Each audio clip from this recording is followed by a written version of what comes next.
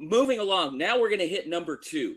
And you covered some great rivalries throughout the 80s for the NBA. And the one rivalry, being a child of the 80s, like I said, that I was hooked on was Celtics and Lakers. And this one in particular was Game 7 of the 1984 NBA Finals. Go ahead, Aaron. Worthy. Bird, smothered, goes up anyway. Well, you said it, no question that Larry Bird, the man the Celtics will live or die with tonight. Magic Johnson short with the jumper. And here's Dennis Johnson on the break.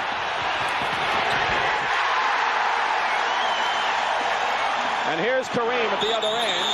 And Kareem Abdul-Jabbar with an incredible play. It's Parrish out to Maxwell. It's a 3-on-2 break for Boston. They go to Kareem. Inside move against Parrish.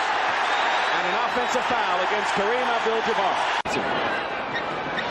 Throws it into the hands of Ainge. LA is back on defense. But Ainge is going all the way in.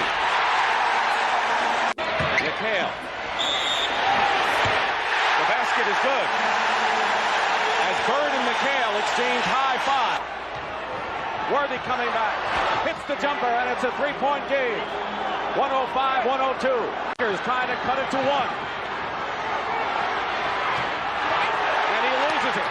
Again to Dennis Johnson, who's going in against Cooper again.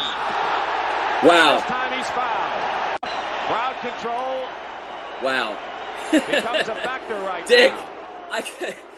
This is just blowing my mind. I mean, I'm hearing names out there. Magic, Kareem, Worthy, Scott, Thompson, Cooper, DJ, Ainge, Parrish, Bird, McHale. My gosh. And you, at one point in that game, Game 7, one point in that game, you said, this young team led by the young guard Magic Johnson, has quite a future ahead of them. I mean, this is 1984.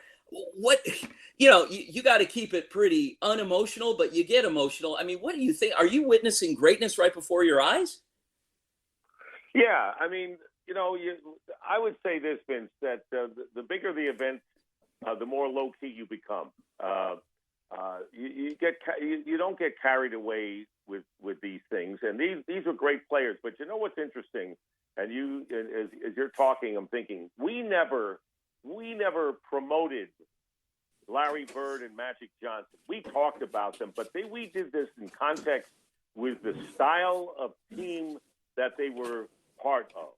So, which I think led to our great CBS overall success as a production.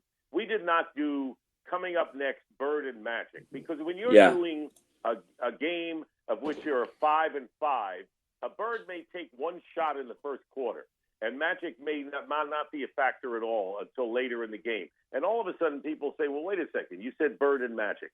And that's what I think NBC then did the opposite after our contract was done in 1990. And it was the style of play of the Boston Celtics with three great frontline players, with Bird and Kevin McHale and Robert Parrish, against the Lakers, which were a bunch of greyhounds. They were running up and down the court, full court press. They had a 6'9" point guard, of course, in Magic Johnson, and they gave the guy Kareem. So how did the style of play, and most of those series, and they were great, the whole package was great, but the series and games were not that close.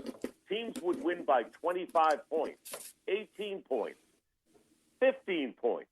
There were very few close games in that entire series because one team would impose their will on the other and they would dominate. And that's what would happen. But they were great series, and the players were guys that made it happen. But it was the style of play of what Pat Riley wanted to do with the Lakers and Casey Jones, and before that, Bill Fitch with the Celtics.